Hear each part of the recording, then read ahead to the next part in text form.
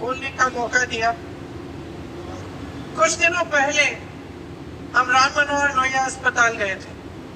Police lathi charge में घायल दिल्ली की उस छात्र की स्थिति जानने के लिए जो आईसीयू में अपनी जिंदगी की सबसे बड़ी लड़ाई लड़ रही।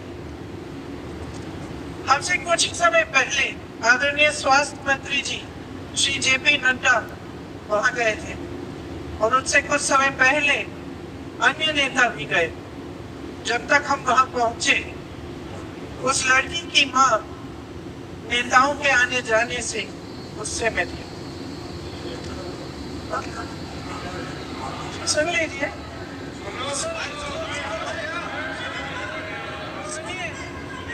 किसी की पीड़ा का मजाक नहीं उड़ाते, कोई भी हो किसी की पीड़ा का मजाक नहीं उड़ाते। आप संसद में बैठे हैं, जब तक हम वहां पहुंचे उस लड़की की मां नेताओं के आने जाने से गुस्से में थी। किस लिए आए हो? उसने आईसीयू के दरवाजे के बाहर खड़े होकर हमें पूछा। हमारे सामने कांपते हुए हाथ जोड़े कहने लगी कि धन्यवाद आप आए हैं, ठीक है, मगर मुझे किसी से नहीं मिलना, मुझे किसी से बात नहीं करनी। महोदय, उस माँ की पीड़ा से उसका पूरा शरीर कांप रहा था, लेकिन उसने दृढ़ आवाज में कहा, सुबह से बड़े बड़े लोग यहाँ आ रहे हैं, एक के बाद एक वीडियो बना रहे हैं, वह भी आए जिन्होंने मेरी बेटी का ये हाल किया है। किस लिए? उसने हमसे पूछा, किस लिए? मेरी बेटी की बलि तो चढ़ गई है, लेकिन उसे कुछ भी हो जाए तो मैं उसके लिए अपने आप लड़ूं। मुझे किसी की मदद नहीं चाहिए, मैं अकेले लड़ लूं। महोदय, शायद मुझे यहाँ खड़े होकर सबके सामने ये बात नहीं कहनी चाहिए, मगर उस माँ की गुहार ने मुझे शर्मिंदा किया। उसके दिल के टूटने की वो आवाज जो अस्पताल की दीवारों से में गूंज रही थी, मेरे मन में अभी भी गूंज रही है। इसलिए उस माँ की इजाजत लिए बिना मैं आपके द्वारा आदरणीय प्रधानमंत्री महोदय जी और आदरणीय गृह मंत्री महोदय जी से पूछना चाहती हूँ कि क्या जरूरत थी एक मासूम बच्ची पर इस तरह दमन करने की? क्या जरूरत थी उन छात्रों पर आंसू गैस चलवाने की, उन पर लाठियां बरसाने की, उन पर वाटर कैनन्स चलवाने की? क्या जरूरत थी उन नौजवान लड़कियों को जलील करते हुए उनके कपड़े फाड़ने की, उनको बेरहमी से गंदी तरह पिटवाने की? देश के युवाओं पर पैलेट गन्स और AK-47 चलवाने की क्या आवश्यकता थी? क्या वे आतंकवादी थे? क्या आतंकवादी है? टेररिस्ट है? हाँ, कांग्रेस बोल रही है, हाँ, कांग्रेस बोल रही है।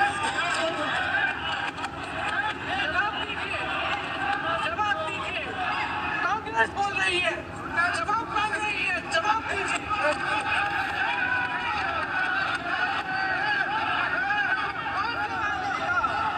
कौन जवाब देगा? गृह मंत्री जी जवाब देंगे। किसने ऑर्डर दिया? किसने ऑर्डर दिया पैलेट गन्स चलाने के लिए? किसने ऑर्डर दिया?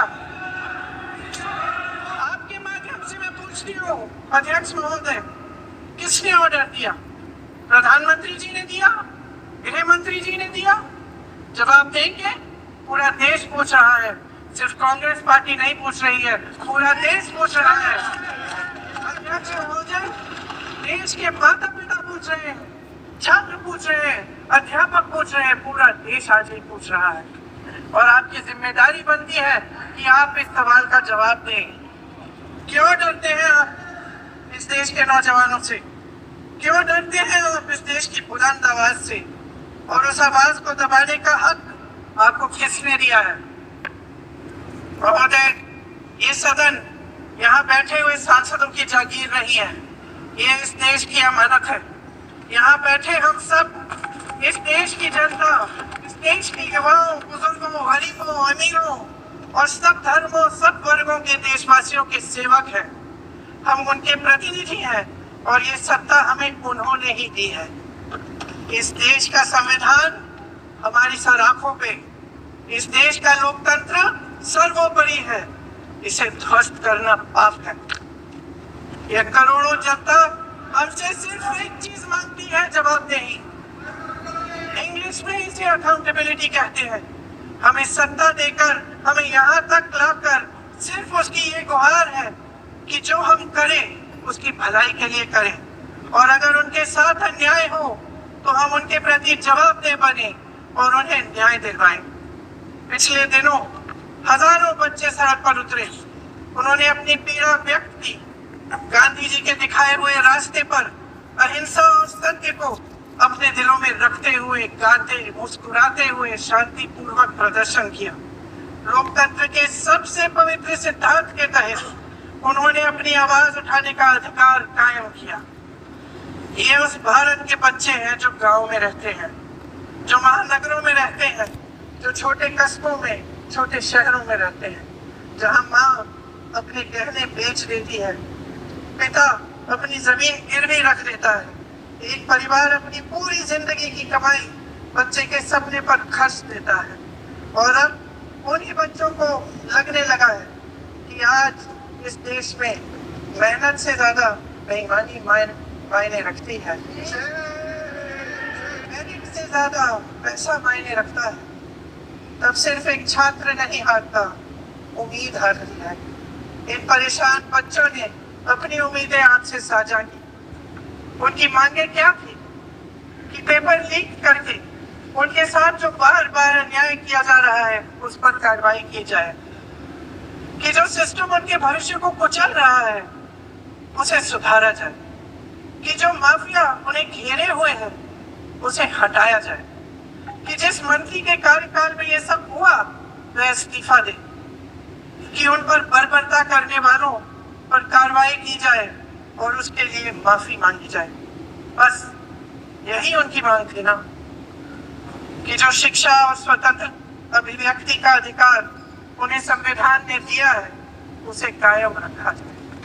महोदय, हमारे एजुकेशन सिस्टम में कुछ समय से बहुत खामियां भर चुकी हैं। बच्चों पे जो प्रेशर डाला जाता है उसकी वजह से सैकड़ों बच्चों ने आत्महत्या कर डाली है। उससे भी ज्यादा बच्चे डिप्रेशन में डूब रहे हैं। परिवारों पर बच्चों को पढ़ाने लिखाने के लिए घूस, capitation fees, tuition fees, coaching fees आदि के घिनौने दबाव है।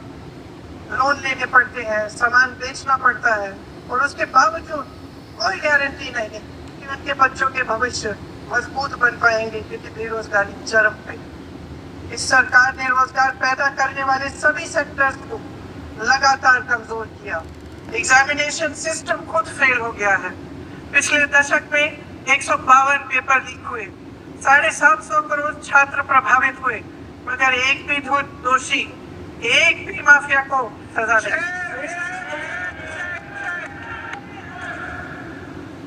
हमारे एजुकेशन में आरएसएस के प्रचारकों को भर भर कर उसे खोखला बना दिया, जबरदस्ती एनडीए बनवाकर सिस्टम का केंद्रीकरण करके उसे और भी उलझा दिया।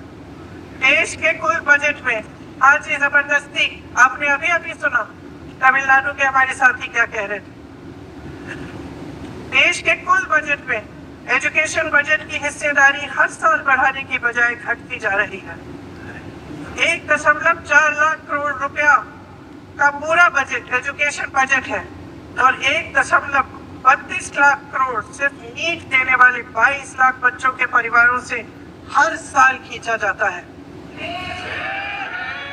एक और शर्मनाक आंकड़ा भी है, 1.4 लाख करोड़ रुपया हमारा पूरा एजुकेशन बजट, और 16 लाख करोड़ रुपए जो मौजूदा सरकार ने बड़ी उद्योगपतियों के लोन माफ किए। सोचिए कि इस सरकार की प्राथमिकताएं क्या है। सच ये है अध्यक्ष महोदय कि जिस तरह अस्पताल में उस छात्रा की मां का विश्वास पूरे सिस्टम से हट गया है, उसी तरह देश के युवाओं का भरोसा इस पूरे सिस्टम से टूट चुका है। और जब इस तरह देश के भविष्य हमारे युवा निराश होकर सरकार और सिस्टम से अपना भरोसा हटा देते हैं, तो उस भरोसे को फिर से बनाने के लिए सिस्टम के अंदर से जवाब नहीं ढूंढा जा सकता, उसके दायरे से बाहर निकलना पड़ता है, नए सिरे से ठोस प्रयास करने पड़ते हैं। अफसोस की बात यह है अध्यक्ष महोदय कि इतना हो जाने के बाद भी आदरणीय प्रधानमंत्री महोदय जी और उनके साथी इस सच्चाई को समझ नहीं पा रहे हैं। वे अभी भी ये सोच रहे हैं कि पीआर, नैरेटिव चेंज और फालतू मीडिया के सहारे एक बार फिर उनकी नैया पार हो जाएगी।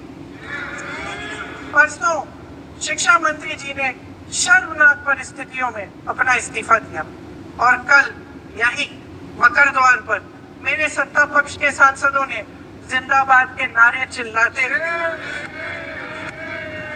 उनका संसद में ऐसे स्वागत किया जैसे मानो कोई सुपरस्टार पहुंच गए। विडंबना देखिए महोदय, जब भूतपूर्व शिक्षा मंत्री को मुकुट पहनाया जा रहा था, स्वागत हो रहा था उनका, तब महाराष्ट्र में एक परिवार पेपर लीक पीड़ित अपनी बेटी की आत्महत्या का शोक मना रहा था। आपकी सरकार ने देश के करोड़ों छात्रों को क्या संदेश दिया? आपको किस बात का गौरव है, किस बात का अभिमान है, ये कौन सा अहंकार है? जहां आंखों में शर्म होनी चाहिए वहां बेशर्मी और स्वागत के नगाड़े बजाए रह रहे हैं। एक तरफ मातम है, दुख है, यहाँ फूल माला डाल रहे हैं। कोई आप पर कैसे यकीन करे?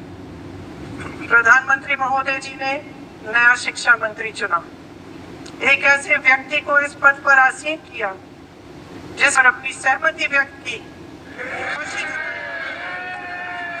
देश की करोड़ों लड़कियों को प्रधानमंत्री जी ने डिबेट कर रहे हैं जो 2024 में पारित हो चुका था, और इसमें मुख्य संशोधन यही है कि पेपर लीक के अन्य अपराधों के लिए सजा बढ़ाई जाएगी। मगर जब से यह विधेयक पारित हुआ तब से अब तक इस सरकार ने एक भी अपराधी को सजा नहीं दी।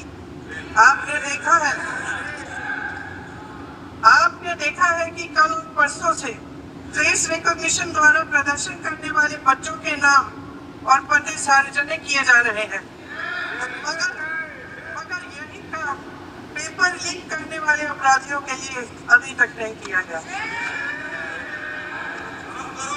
न इस विधेयक में पेपर लीक रोकने के कोई ठोस कदम है। इससे देश के युवाओं का भरोसा कैसे बनेगा? अध्यक्ष महोदय, आदरणीय प्रधानमंत्री महोदय जी को आपके माध्यम से मैं कहना चाहती हूँ कि शायद उन्हें अपने सलाहकार बदलने चाहिए। वे असलियत से एकदम टूट चुके हैं।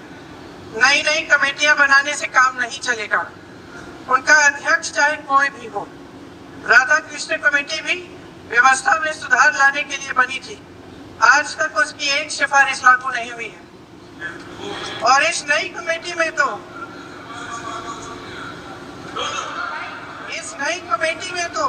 एक एक्स-आईबी चीफ,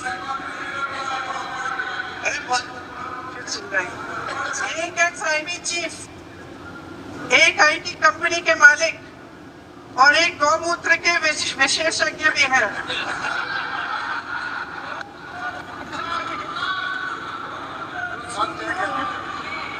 इन्हें शिक्षा के बारे में क्या पता जी?